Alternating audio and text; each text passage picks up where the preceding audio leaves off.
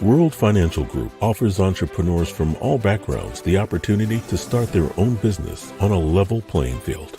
Dr. Yana Woodhouse, receiving the WCM Wall Street Pioneer Award by the United Black Wall Street of America, Inc., is one of those entrepreneurs. I see WFG and TFA as a place where African Americans with an entrepreneurial mindset can flourish. And the bonus, we help families and serve the communities across the country. To learn more about us, go to worldfinancialgroup.com. We are the sons and daughters of the soul.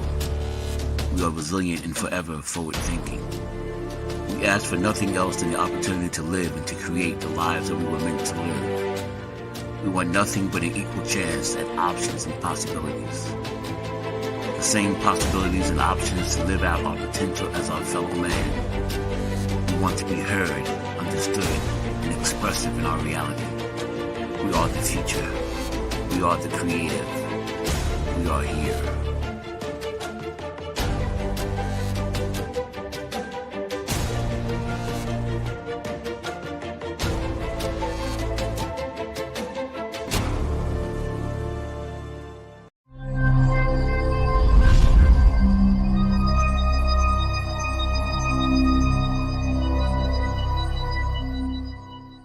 This is Kia Rogers, and you're listening to Urbanology with my dad, Tony Rogers, on WHCR 90.3 FM New York.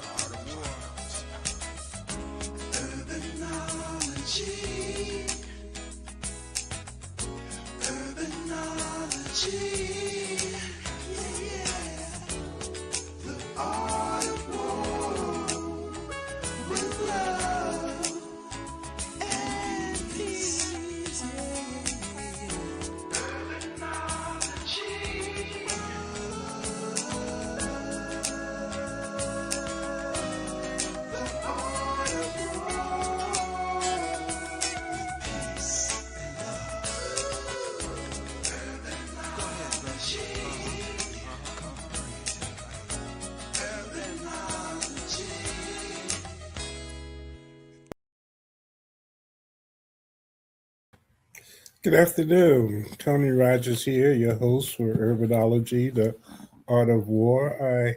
I hope all is well. It looks like spring, but it doesn't necessarily feel like spring today. But it's coming. It's coming. We're in April, and April is a very special month, especially for people who love jazz, which is the foundation of music, period, because this is a Jazz Appreciation Month. And another important activity that's being celebrated this April is the 40th anniversary of WHCR, The Voice of Harlem. I've been with WHCR for almost from the beginning, because before it was a WHCR that we are beginning to know now. Before that, it was just a training program at the City College of New York, because the airwaves are basically from 96th Street to 100 and Dyckman, perhaps. But when the internet showed its face in the world, Angela Harton suggested that perhaps we could truly make Harlem a home for the City College radio station, or vice versa. So, long story short, it's been 40 years. So many people have come through, so many people have done things. We are having a major celebration on April the 30th at the Aaron Davis Hall. It's kind of like a reunion. So many people have come through. It's a way of coming back. So, well, it's a who's going to be there. The person who is my guest today is a person that I've been a fan of for a long period of time. and a person that knowing her is for me a greater value of knowing her talent because I've known her as an artist who has done many different things from hip hop to all kinds of music.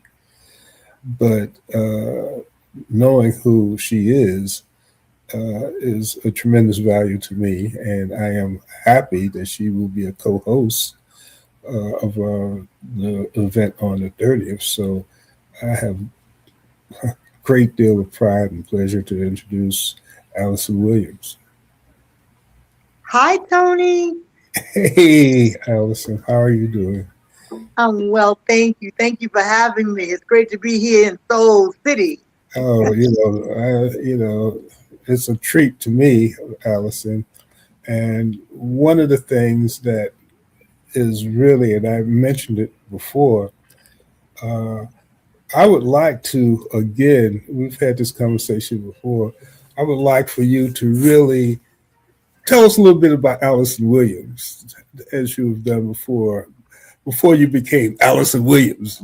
Tell us a little bit about some of the things that I didn't know, starting back to the dancing thing, because that was. Oh gosh, yeah, that takes us all the way back. I always say I like to say I'm the Forrest Gump of what I do because I've walked in so many places and spaces that I never expected to be, whether it was jazz, R&B, hip hop, dance, theater.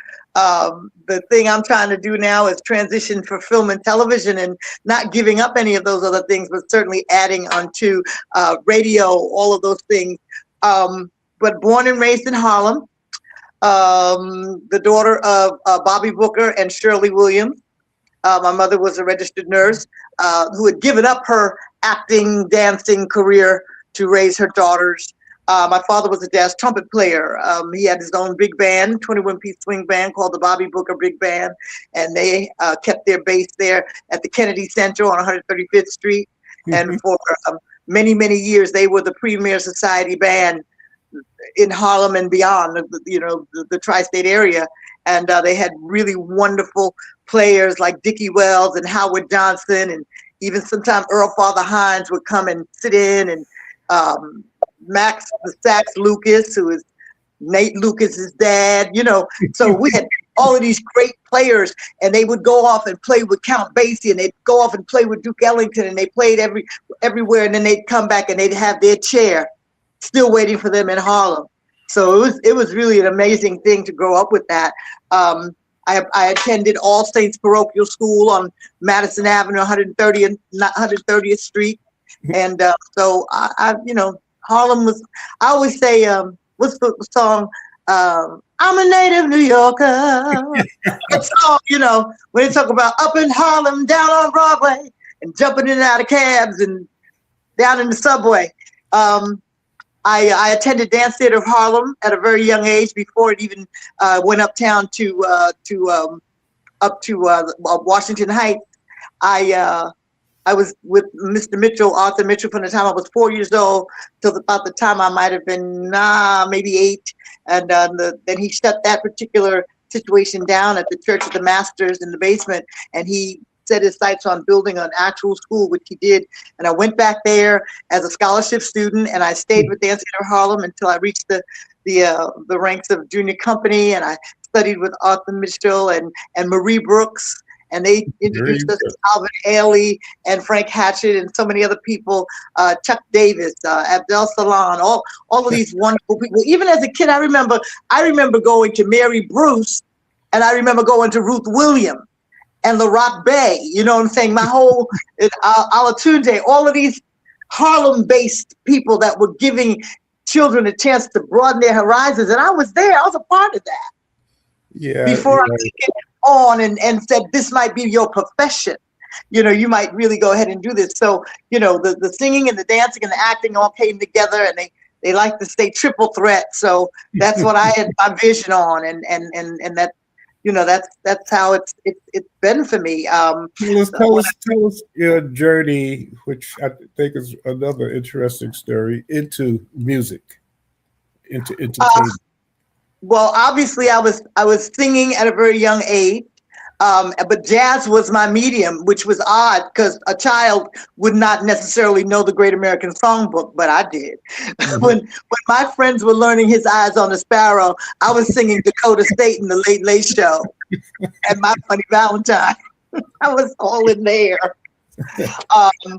and I was comfortable there because it was what I was accustomed to. We played an eclectic mix of music in the house, but jazz was the mainstay, and Mhm. so that journey took me when I finally started getting my footing and getting. I guess I was. How can I felt like a nerd. I felt like a geek because my musical palette was very sophisticated, and my friends teased me about it, Mhm.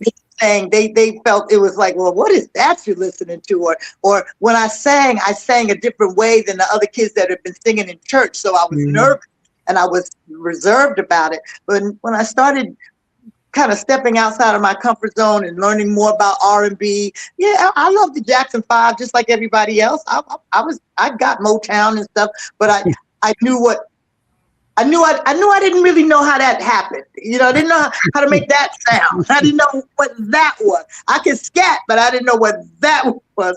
So I Mhm. was, you always want to try to emulate what you see, not realizing that what you should be trying to do is blaze your own path. And I had to learn that.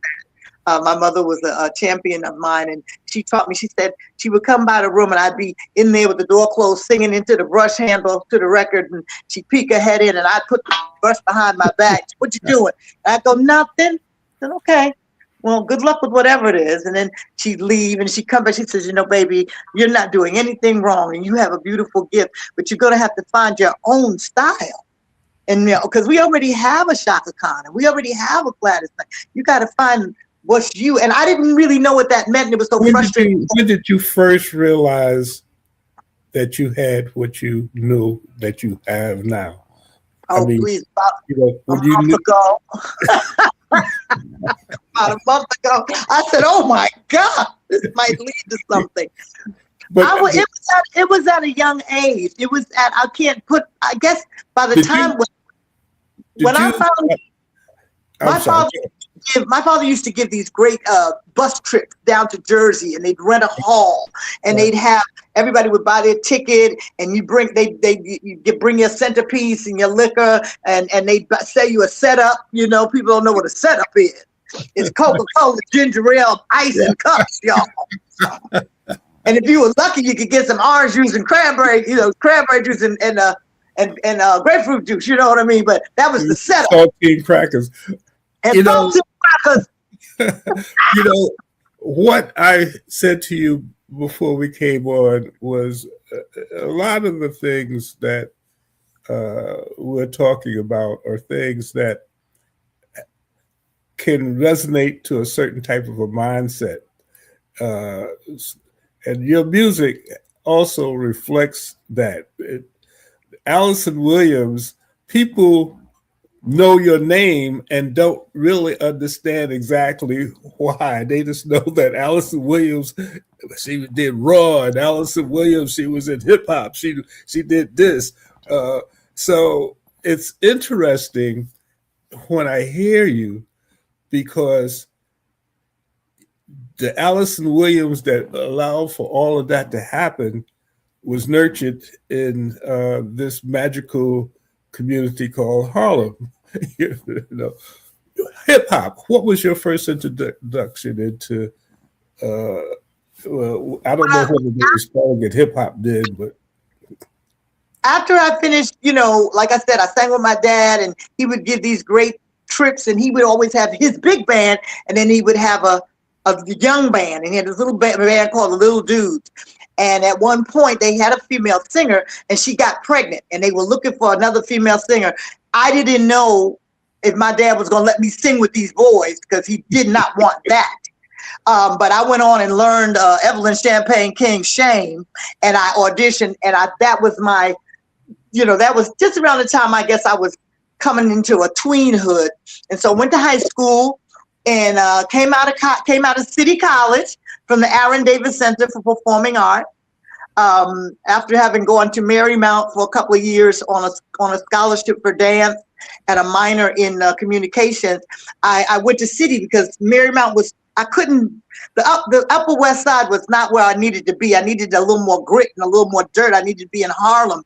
And I came to City College and got all of that. And one day I was walking on the campus and I ran into Curtis Bluff. And I handed Curtis a flyer because I was always promoting something. And we talked and stuff. We had met in passing. He said, you know what I like about you? Everybody I meet always wants something from me. He said, you don't want anything from me, except maybe to come and see you in the show. I like it. So he started coming to see me in the show. And he started taking me in the studio because he was the king of rap. And he was then the producer of all the rappers like the Fat Boys and DJ Lovebug Starsky. And he produced Sweet G, and he produced all of his own material. And I became his hook girl. So when you hear songs like he did AJ Scratch, AJ, and he did Fat Boys, and Fat Boys Are Back. And so now I'm getting to do all of these things. I've started my own little cottage industry as a background singer. We did I Rule the World, I Love All the Girls. And that's 10 years before Lauryn Hill was even born. And then, of course, the iconic, they're playing basketball. We love that basketball. So all of that is me. I sang it. I helped arrange most of those songs, and I brought the singers in to whoever I was going to work with. Most of the time it was Audrey Wheeler Downing, and we had a little company called AW Square, Audrey Wheeler and Alyson Williams, and we became the mainstay for the sound that we brought. And that was how I met Russell, because Curtis was being managed by Russell. Mm-hmm. And then Curtis started taking me on all of his little things. I'd go to dance school in the daytime and go to the Fever at night. When he would go do television programs and what have you, I was the one that taught him it's okay to let him put a little powder and mascara on you. You're on TV. You're supposed to look. You're supposed to look like that. Is he really that gorgeous? Yeah, you're supposed to look like that. And he, the Joe Franklin show. We did all kinds of stuff. And what I did was I took Curtis down to the cellar and McKell's and Sweetwater's, because he didn't know that he had an adult audience that loved and understood his music. He didn't know. He had no idea. He was kind of like the precursor to, what's the child's name? Will Smith. Adult audiences love Will Smith's music. We understood his rapping, and it was friendly and radio friendly. That's what Curtis was. And he didn't even realize that they knew Christmas rap and they knew the breaks. I took him in the cellar, Vaughn Harper, all of them. They were all over him. And so that's how we began to serve one another, because I knew the industry of theater and television and things like that, and the adult contemporary side. And he knew hip hop, so he introduced me to Kool Herc and African Bambaataa and all of the people who really laid down the foundation of music. So that's how I came to be a cornerstone, participant in erecting this, what they then had as Def Jam Records. When Russell decided to make Def Jam, I was one of the original artists that he signed. And again, Alyson, based on that, each of the scenarios that you gave, there's someone who's listening or who remember you connecting to those figures and those times and that music, which is why I am so proud of you for all of the things, and there are many things that you're doing. But tell us, what brought you to WHCR 90.3 FM? Oh, that's a wonderful story. That's a great story. As I said, communications broadcasting had always been a way for me. I love newscasting, and you know how you can imagine yourself standing in front of and say, "This is Alyson Williams, and we're in front of the Apollo Theater," and blah blah blah blah blah. Or I saw myself being that person at the radio station who would be the MC. "Welcome to the Beacon Theater, and tonight we're going to have so and so and so." Because in my mind, if my singing didn't take me into the industry, I saw the people in the news area and in the radio and area being standing right next to the Luther Vandross, standing right next to the Jackson 5. I saw them, so I was like, if I can get in there, that could be the back door. And I just enjoyed the whole genre of radio. So I was out at an event. Shout out to Uncle Bob Tate and the Tate family. Bob Tate. Our mayor of Harlem. His daughters, Janine Tate and Deirdre Tate, we all went to dance theater together. So we had been childhood friends. So I was out at one of Bob Tate's events, and Jean Parnell, our newest angel, has transitioned into our ancestral angelhood. And she said to me, I had met her years and years ago when I was in my 20s. So we're talking back in the 2000s, 2010s. She and I were talking. I met her through the Benjamin Ashburn, who was the founder of Commodore Country. He discovered and managed the Commodores, and I was his intern receptionist before I became Alyson Williams. And Jean and they had a whole crew that they of grown folks, and they used to hang out and do what it is they were running it and making moves and shaking things up and all their shenanigans. And she just held on to me and never let me go. So if you can figure, that was 1982 when I was with the Commodores. This was 2015 when she said to me, "Alyson, have you ever thought about doing your own radio show?" And I said, "It's the only thing I think about every day. I just don't know how to go about it. I don't know how to infiltrate that world, or what should I don't have enough of the experience." And I had gotten to the point where whenever I would go on the road with the plays, I would travel across the country with the circuit plays. We called them gospel plays. Now they're called urban theater. Thank you, Tyler Perry.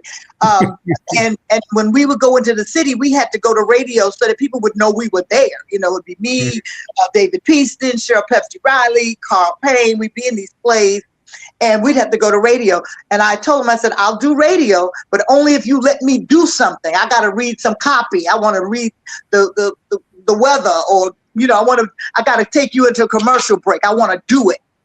And as a result of it, I would do it, and then the program director would call me back and say, "You're going to be here for the whole week. Can you come in another day and do the morning show? Because Tom Joyner can't make it."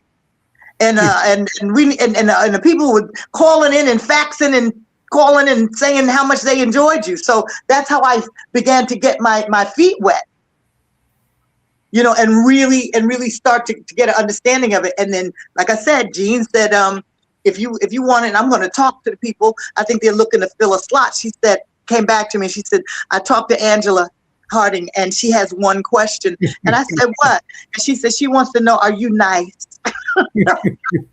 Because she didn't know if you were a diva.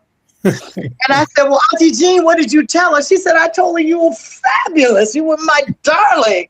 You know how Jean, she was just always just the bubble, just energy, just a powerhouse in a package that big. And so she extended herself, and she vetted, she spoke on my behalf, and then I began to have a show. And I started out with an hour on a Wednesday, and then they moved me to a Tuesday and gave me 2 hours, and I've been there ever since. And I'm celebrating 15 years this year. I've had everybody. It's not seemed that long. Wow, 15 years. I know. I can't even fathom it. And I've had everyone from Nancy Wilson to Shaka Khan to Dionne Warwick to Curtis Blow to Freddie Jackson. My cousin, who is the first chair French hornist for the Los Angeles Philharmonic. So I've had people from all walks of music and all walks of life, political figures, athletes, community activists, health gurus, and what have you. It's everyone has come through the Chill Zone and passed out love notes with Alyson Williams. We're still airing on Tuesday from 8 to 10.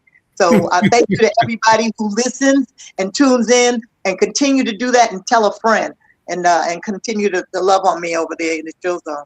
Well, Alyson, one of the things that I'm happy to say is that this particular opportunity allows for people to understand a couple of things. One, another, you, a person who all of the things that you have said, I've experienced. I'm a little older, but I, I can understand all of those things. But two, uh, with all of the things that, and I can understand why Angela might have said that, because of all of the stuff, that you have done and who you are and who you with and who you know and all of that. But it's important, and I thought it was important for people to understand that you're just a Harlem girl who grew up in some conditions that allowed for the mindset to be shaped in a certain way. It's somewhat magical. I find myself somewhat in a similar situation. It's, I guess they say, birds flock together. Birds of a feather flock together. And you know what is so amazing to me? I'm trying to work on writing a book. And then I realized I actually have 3 books, because I want to talk about my musical journey, but then I want to talk about just what it was like growing up, because we weren't rich, we weren't poor. We might have been poor sometime, but I know that my mother worked real hard, and she loved the nice things, and she always wanted to make sure that we understood the value of things and people. It's nice to be important, but it's important to be nice and to show your best that you can, because there's so many people that came before you that suffered and paid with their lives to, so for you to go out here and act a fool, what I'm saying? That's really not the way you want to go. And I can remember, a lot of people maybe missed opportunities or didn't get to go as far because, like you said, they were certain circumstances that it was just a lot. But I grew up in the middle of Harlem when Harlem was a ghetto. Yeah. Saying there was, you could pass 1 building, 2 building, vacant lot, nothing but glass on the ground, few trees growing up in it, and it was just like that. I lived on 111th Street. I had to sometimes walk to 116th Street to John Barger's store or whatever. And sometimes as kids, we'd stop and we'd watch the junkies on the corner, and we'd see if they'd fall over. They never did. But that's what was there. We came up in that. We really did see heroin needles on the ground. Like the song "Don't Push Me Because I'm Close to the Edge." I remember when you just be walking on bricks, like they had demolished the building and didn't do anything else. And then just as you crossed 110th Street on Central Park West, it was just a little bit different. And it was white people, and it was what I'm saying. So it was. There were everything. We had shootouts. We had folks in the neighborhood who were just crazy, and off the chain. So there were a lot of distractions that could have taken me or even discouraged me from following my dream, but it didn't happen. One of the things that happened, in my view, in 1974, there was an event, Harlem Day, as you know, and the whole idea of Harlem Day was to create a second Harlem Renaissance. That was the theme. And all of the things that you were explaining about Harlem and how people looked at Harlem and how some of the experiences that those of us who were in Harlem was experiencing, in a strange way, turned into a way Harlem Day, Harlem Week, but tourism. And there was this tourism. You're not even going to 42nd Street, so we're not going up to Harlem. But Percy Sutton, the Honorable Percy Sutton, who was the borough president, to his credit, saw tourism as a way not only for New York, but New York State to do what other smaller cities would do, but this was New York. And Manhattan was, when you talk about New York, you're talking about Manhattan. And if you talk about Manhattan, you can't do that without talking about Harlem. So Absolutely. the whole idea is to create an image that would allow for the Alyson Williams in the world to understand somewhere, somehow, there was something else that could be put into play. And my goodness, Alyson, for you to come full circle, I think is important, especially we're going to delegate all of April through Urbanology and some of the things we're doing with WHCR to promote the April 30th event, because there's so many things that have come out of WHCR over 40 years. Yeah. All of the people that you've mentioned, people that, from my perspective as it relates to whoever in 40 years came into Harlem or lived in Harlem or have done things in Harlem, from the guy around the corner, the person around the world, in some kind of way have been touched by WHCR. And the voice of Harlem is something that I am proud to have been part of at the early stages of it, and have developed ways to allow for it to be somewhat as to what it is now. But the idea of having a radio station that we, people like you, have come up into and have come back to, and when we talk about Harlem, Harlem is the Great Harlem area. The population, if you put together 9, 10, 11, and 12 boards, would be the 26th largest city in the country. So in the middle of that, we have this radio station, and we have people like you, and you are a reflection of many of the people who are on WHCR and what we do and how we do it, and whether it's sports, whether it's ways to create emergency awareness and assistance. Many of those things, when there's a problem in New York, but a problem in Harlem dealing with emergency issues, WHCR is on when other stations are not. And we're a full service radio station that falls under the umbrella of community radio, Harlem Community Radio. But we're a full service bandwidth that is there and on top of it, and strives and is successful at keeping everybody in the know and in the now. That's what I like to call it. And not only that, since it is in Harlem, and now that we have the internet, we're in Ghana, we're in Paris, and we're all, there, Ibiza, I was talking about, I had 2 knee injuries, and I wasn't supposed to be walking, but I was going to go to this trip to Ibiza with WHCR. So people said, you shouldn't be on that plane. You got to be careful. I said, I'm going to go. So Tina has a video of me at a club. This was many years ago. And she says, I'm going to use this to blackmail you because you didn't look like you had any injuries where you were going. But WHCR has done a lot for a lot of people in good or in bad, when there were tragedies in the Dominican Republic and no one could reach them. Actually, at one point, WHCR was the official radio of the Dominican Republic as it relates to the relationships between the Dominican community and Harlem. So I thank you, my dear, for being so much of who you are and taking that into what we're doing now. I'm thankful for the opportunity. And you mentioned, you used the word being a reflection of.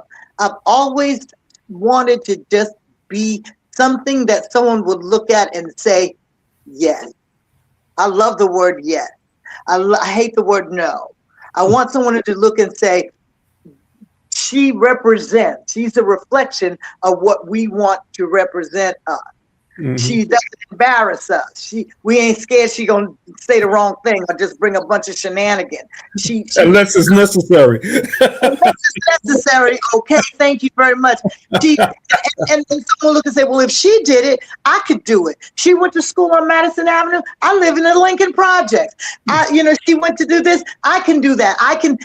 You know what I mean? She was raised in Harlem, and it was tough times. I'm raised in Harlem, and it's still some tough times. It's a different time. And so if I can be an inspiration, or, people can just look and say, that's a template I could follow. That's what I want to be. So when you say I'm a reflection of positivity, as it stands with the radio station, WHCR celebrating 40 years, the 40-year anniversary, steeped in excellence, being the voice of Harlem and beyond. And we're going to celebrate that on April 30th, which will be Jazz Day. The whole month is Jazz Appreciation Month, but the 30th of April is Jazz Day. And from 7 to 9, we're going to be up at the Leonard Aaron Davis Hall in City College, going out with a bang, with a wonderful gala. And I think it's important, Tony, to let your listeners know that they can go to Eventbrite and get the ticket. They're only $40. And there's a button right there on the WHCR.org site that'll take you right to Eventbrite, because they're not going to be selling tickets at the door. So you got to get them. But it's going to be a great lineup. Billy Mitchell is going to be co-hosting with me, and I'm going to be performing as well as hosting, along with Mimi Jones and Luis Perdomo and Orrin Evans. I'm going to be singing with them, and of course Bobby Sanabria, the trio. And so we're going to be honoring people and giving awards, and I'm sure there's going to be some video film footage of all of this greatness over 40 years, and celebrating everyone who needs to be honored. And if folks don't get there, it's going to be problematic. They need to come on out. Come on out. And, I guess if half of the people that I've talked to on WHCR decided to buy a ticket, we would be sold out now. I'm just saying, our room is 600 seats? Yeah. I got 600 block numbers. Imagine the rest of them. Which is why we're doing this push. And the other part of this is that there are many ways that WHCR has and will continue to help the greater Harlem area. And much of the things that we do, whether it's technical stuff or making sure that our microphones are where they're supposed to be, our cameras are where they're supposed to be, and the interns that are necessary in order to put things together, put shows together, all of that. We have to raise a lot of that money ourselves in order to make it happen. And that's why when we talk about or push this event, and you don't necessarily have to to support it in the way that we've indicated. You can go to WHCR.org and make a donation of whatever you might want to do. But keeping in mind, the donation is putting us in where we need to be as far as what we have to do for the community. Yeah. Every little bit counts. If you can't make the gala, of course you can donate, or you might say, I can't make it, but I'm going to get a set of tickets and let someone else go. Mm-hmm. You know what I mean? I'm gonna sponsor someone to go. So there are many ways that you can support, and it's like there's an Eventbrite button and a donate button. Hit either one of them, but just hit something. We need your support, and we're thankful for the support that we've had for 40 years.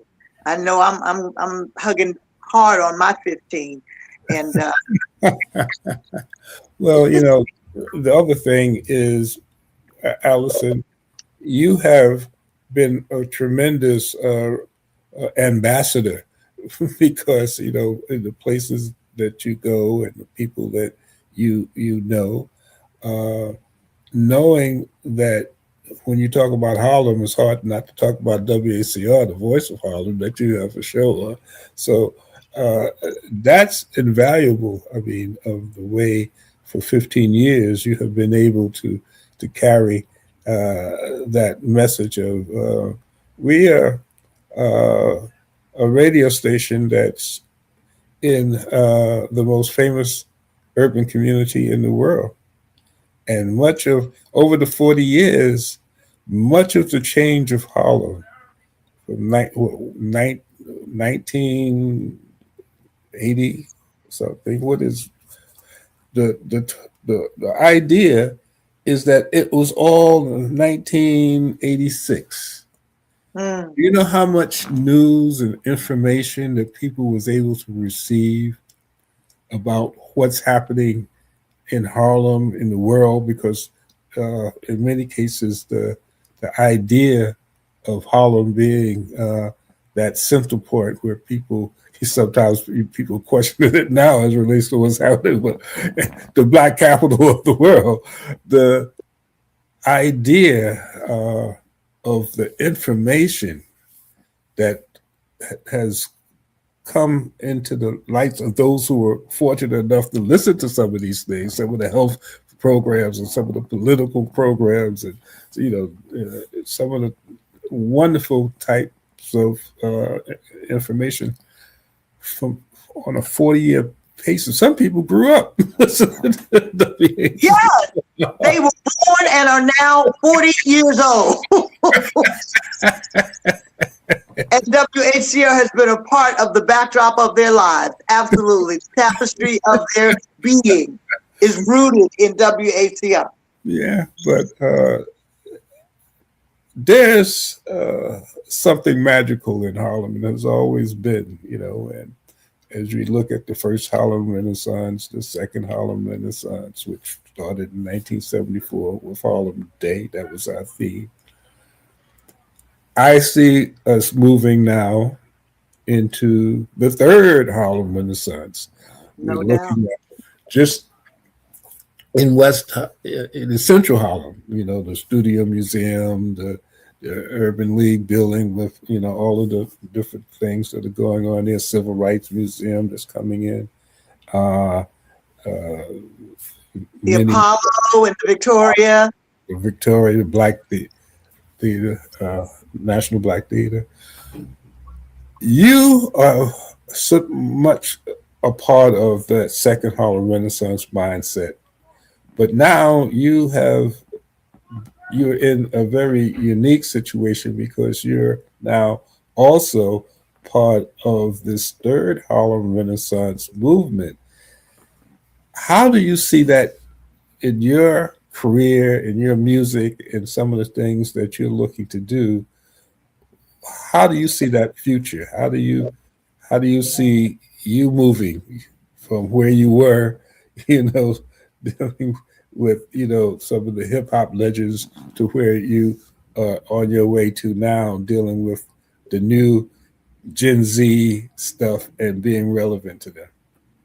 Well, hopefully my movement will be, if I could explain it in one word, describe it, hopefully my movement will be aggressive. I hope it'll be aggressive and long term. I'm here to the end. Whatever I do, I want to be doing it until it's done. One of the things that I noticed, when you think about music, theater, the arts, that's my realm, and communication. And then with the advent of everything that we know about the internet and AI and this, that, and the other, the one thing that seems to be a constant is that they can't move forward without looking back. They can make stuff, and they can even make stuff without anybody making it. You know what I'm saying? They can push a button and somebody can stir the batter and put it in the pan and shove it in the oven. You know what I'm saying? But they still got to look back. Somebody had to leave a recipe. Mm-hmm. So I'm one of the people that left a recipe.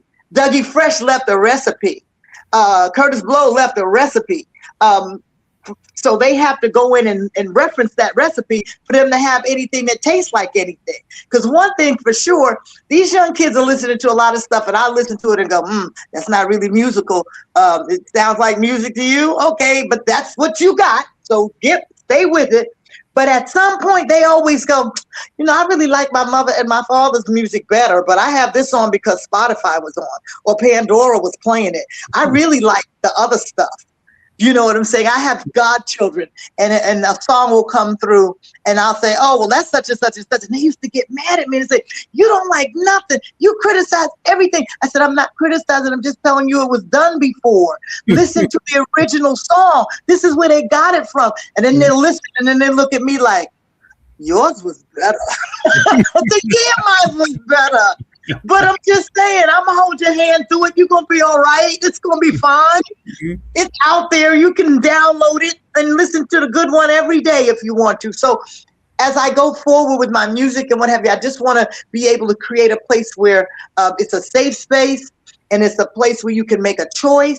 And I'll maybe work with my folks like Dougie and work with Ray Chu and work with, all the great people and the jazz folks, Christian McBride and the Nat Adderley Juniors and the Najees. And we'll continue to do things that can be uplifting. And I want to be able to come back to Harlem at anytime I'm needed and anytime I want to and stand on a platform and say something positive that's going to hit someone's ear palate and touch their heart and move their soul. That's what I want to be. I want to be a beacon. I want to be a light that's going to help people be able to navigate this third renaissance and come through it and come out of it with something wonderful. Well, again, Alyson, many of the people that you know have been people that have been in the limelight. People have been able to understand them from who they think that they are. You have been able to be there and understand them for who they are and them you, which makes, again, your being here such a valuable asset to WHCR. And being the co-host and coming back into town to entertain. I'm not going to even ask you to do a preview, but I know that some people are saying, well, she got to say something that was on Raw because that was, Tony, I think you're making a suggestion now. I hear a suggestion or maybe a request coming through. I'm not saying that we won't do something. We might reference it, but we want to stay true to the theme, and it is jazz. Jazz it up. HCR has so many different kinds of music. We've got to, speak into our R&B and so on and so forth, adult contemporary music. So folks have to come. If you want to know what I'm going to sing, you have to show up. I'm not phoning it in, so you got to come. And what I can assure you is that whatever it is, it will be well worth you coming because Alyson, not only do you have an incredible talent, but you're an incredible person, and I hope. I thank you so much. That was part of what I wanted to accomplish with the help of Soul City. A lot of people may not be aware, Soul City was kind enough to allow for the Urbanology show that's on WHCR to continue when we had COVID. And that's part of why you see WHCR here, because it went so well after COVID. We just continued doing both of them. And that's another miracle that, I'm sorry to cut you, Tony, but it just made me think, all through COVID, I was still able to do a radio show. Yeah. So I was just able to be on the air and bring people something positive, and I did that at WHCR. Well, again, Alyson, I can't tell you how much it means to me to have the opportunity to talk with you, and I look forward to hearing you, seeing you live. You're gonna we see talk, me live. we talk about AI, but there's nothing like the real thing. Uh, I wonder if you still gonna are you gonna bring any of those dance steps you had in Ibiza? Do you still have any of those laying around?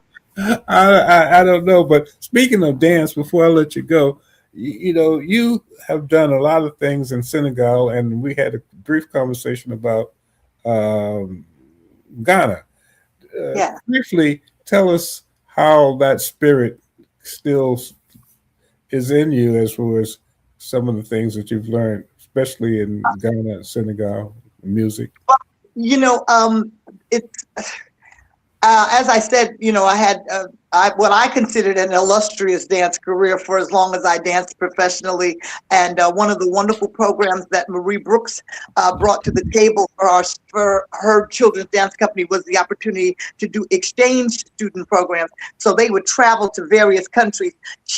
Her main dance genre was Caribbean and African dance, and all dance forms of those forms. We learned everything from the Latin dances to the African dances to the Caribbean dances. We even learned belly dancing. We learned all art, all types of dance, cultural performance. And so they were going on a trip to Ghana. And everybody had to raise money. The parents had to raise money for the kids to go. And because of a health issue in my family with my dad, I couldn't go. And I was just devastated.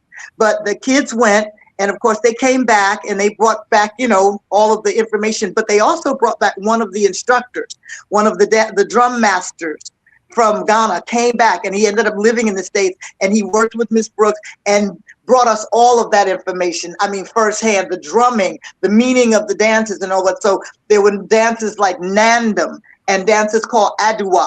And so we learned all of that and learned, our costumes were made up out of the various prints that would be indigenous to that part of the country. And the head wraps and all of that. And I still have all of that in my mind. I know this choreography. I know it. I know the songs. I know the talking drums. I know the rhythms and the go-go bell and all of that. So to have that in me, unfortunately, and I'm going to tell you this because you said that you do a lot of things over there. Fast forward many years later, I was going into my tweenhood, I guess, when that happened. When I got to be grown and I had a record deal and all of that, there was a festival that was going on in Senegal. And I was excited because of all of the disciplines that I studied with Dance of Harlem. There was modern, there was jazz, there was tap, there was ballet, there was, ethnic dance and so on. So I settled in my mind, in my heart, into Senegalese dance. That's what I wanted to do. And I went to Chuck Davis, and I was a part of the Forces of Nature company very briefly. And so, Del Salam worked with me when I featured at the Apollo on my first album. I wanted my show to be, we can have dancers doing our thing, but I wanted African. I wanted our culture. So I've had an opportunity to travel to Senegal with the Jacksons, and I forget who else was on the bill, and we're all at Kennedy Airport, ready to go. They had 2 flights a week that were going to Senegal. And this week, the government, they had a coup, and we couldn't get on the plane. So this was twice I couldn't get to Africa. I was devastated. And so I know that between Ghana, Accra, and Senegal, I know there's other places I want to go.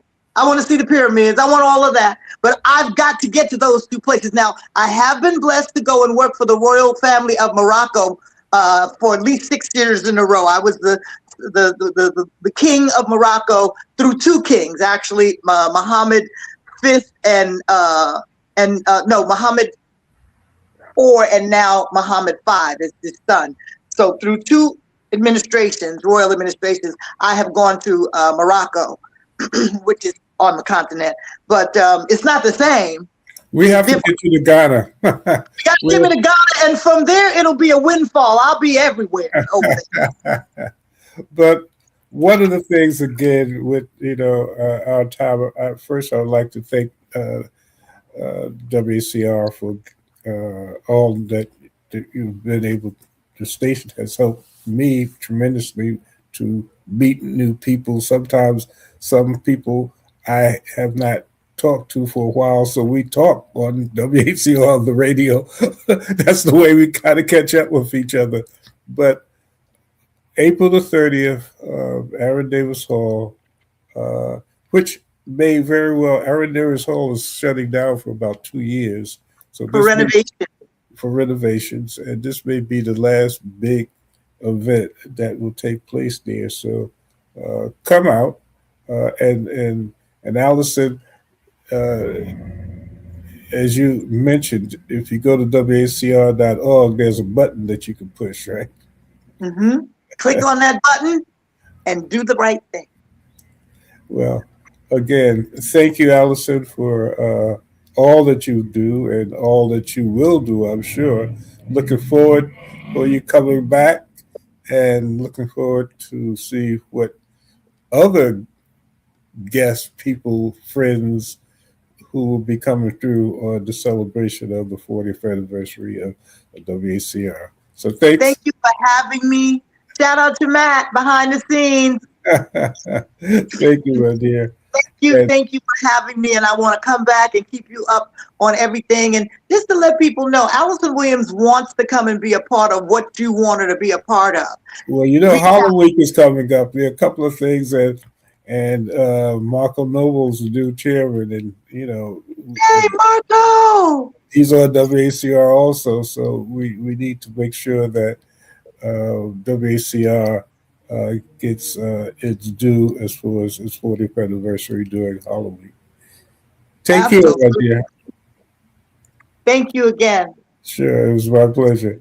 And as I mentioned at the top of the show, for the rest of the month, we're going to look at talking to people who have had experiences with WHCR or who are currently there, who are making the magic.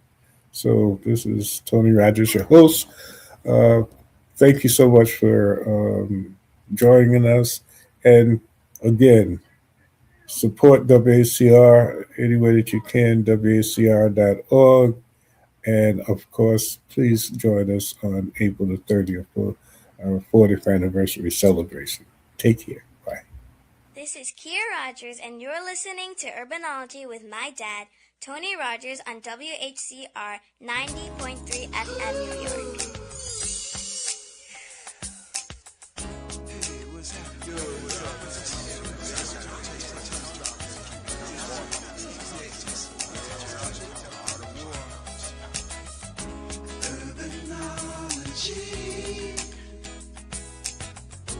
Urbanology.